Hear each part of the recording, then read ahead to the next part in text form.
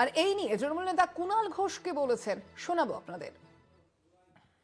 CPM এর রাজ্য সম্পাদক কমরেড মোহাম্মদ সেলিম তিনি ওই একটি হোটেলে হুমায়ুন কবিরের সঙ্গে নাকি ঘন্টা খানেক বৈঠক করেছেন। এক পক্ষ বলছে এটা জোটের প্রস্তুতি, আবার মোহাম্মদ সেলিম নাকি বলছেন মন বুঝতে গেছিলেন। প্রথম প্রথম প্রেমে পড়েছেন নাকি মন বুঝতে গেছিলেন? আসলে এই সিপিএম এর রাজ্য সম্পাদক এখন দেউলিয়া রাজনীতির ভিক্ষা পাত্র হাতে এ বাড়ি ও বাড়ি সে বাড়ি ঘুরছেন। আমরা এসব নিয়ে মাথাও ঘামাচ্ছি না। তৃণমূল ক্ষমতায় আসবে উন্নয়নের জন্য মানুষের সমর্থন সঙ্গে নিয়ে, আর এরা কোথায় কি হতাশা, দিশাহীন। 34 বছর ক্ষমতায় ছিল, এখনো একা লড়ার মুরদ নেই। কখনো কংগ্রেসের জুতো পালিশ করতে হচ্ছে, আমাদের সঙ্গে আসুন, আমাদের সঙ্গে আসুন, আমাদের সঙ্গে আসুন। 3 টায়ার শূন্য এই সেলিমের সিপিএম।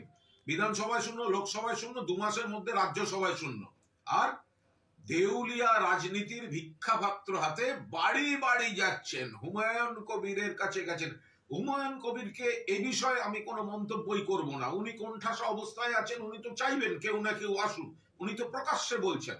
কিন্তু সিপিএম এর এই যে দ্বিচারিতার রাজনীতি, মুখে বামপন্থা, মুখে নাকি বামফ্রন্ট, মুখে নাকি সিপিএম ফিরছে।